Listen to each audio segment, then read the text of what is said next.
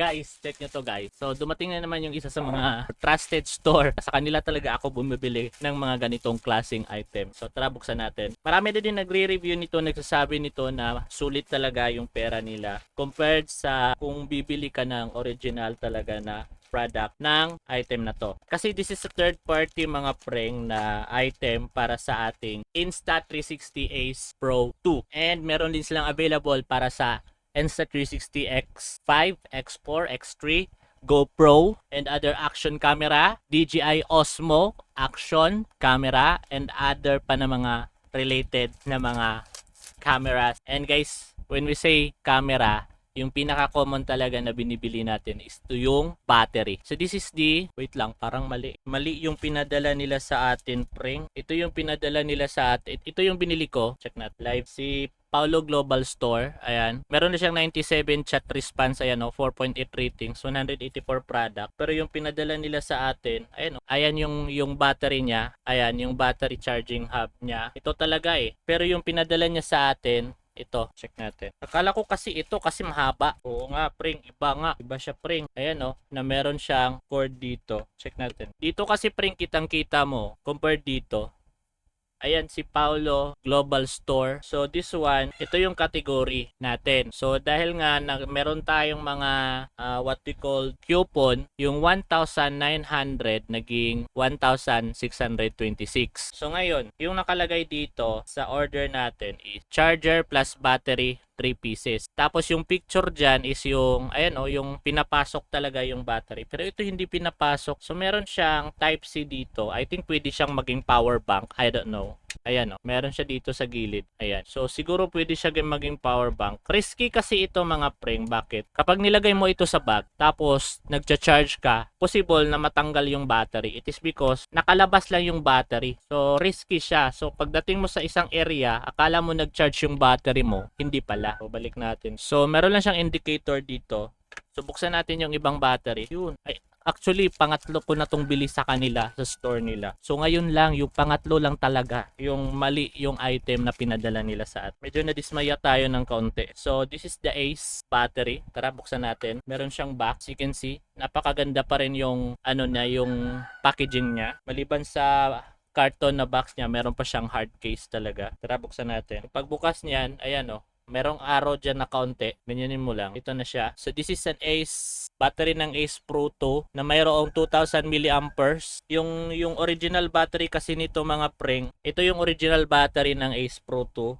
At ito naman yung third party na kinukuha natin sa online. So magkatulad lang sila pero parang mas makapal ito ng kaunti kasi nga mas malaki yung milliamperes nito compared dito na mayroon lang na 1,800. Ayan, 1,800 milliamperes. Ayan, see the difference nila mga preng, si violet at saka si original. So 3.9 volts, ayan, 3.89 volts pa rin dito. So same lang talaga sila.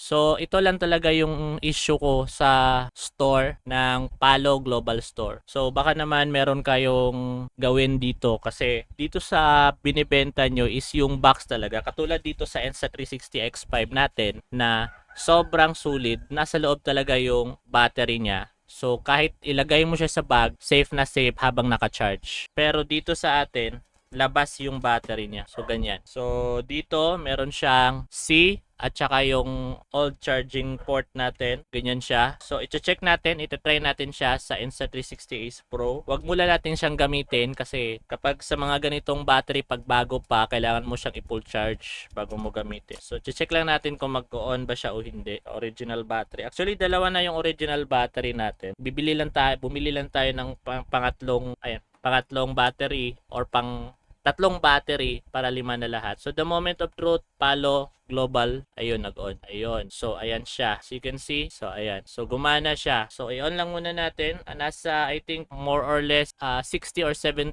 yung percent ng battery niya. Ayan. So, Palo Global, bakit ito yung sinend nyo? Hindi yung housing talaga, fully housed talaga. So, magme-message tayo sa kanila mga. Pero, meron pang dalawa dito na hindi ko pa nabubuksan. Buksan rin natin at ititest din natin to. Yan, isa, dalawa. Bali, 3 battery talaga yung binili natin, preng, para sa pangmatagalan na gamit. Pero actually, ako yung tipo, preng, na kapag mainit pa yung battery, hindi ko talaga siya charge, or kapag mainit pa siya mula sa pagka-full charge niya, hindi ko agad siya ginagamit. Kaya kailangan ko ng maraming spare para pag malubat yung isa, aantayin ko muna siyang guminaw bago i-charge, at aantayin ko naman siyang guminaw ulit pagkatapos ng charge. So another box, shout out sa Palo, another box, open natin. Alright, another one, another two. So buksan natin, isa-isay natin siyang test. So tapos na yung isa, ito na yung pangalawa. Turn on.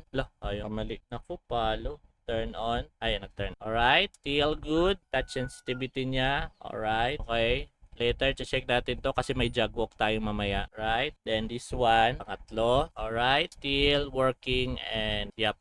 Pero hindi pa natin siya masusubukan sa long term. Susubukan natin siya sa long term mamaya, magja-jogging tayo. Itong 3, papalobat natin gamit yung camera na. Sa gustong mag-update dyan regarding to this, kasi mali talaga yung nabigay nila, follow nyo ako, subscribe nyo ako para ma-update kayo kung papalitan ba nila or anong gagawin nila. So meron akong power bank dito. Check natin kung magcha-charge. Dito kasi sa box niya, mga pre, may nakalagay dito fast charge, fast to charge. Tapos sa likod, hindi ko na mabasa kasi nilagyan na. Wala din siyang manual. So hindi ko alam para saan tong cord na yan, yung sa gilid. Kung pwede ba siyang gawing power bank or pang charging, I don't know. So tara, i-charge natin. The moment of truth, we will using the Insta360 cord, ayan, and the U-Green na 145 watts, pero may pagpipilian ka.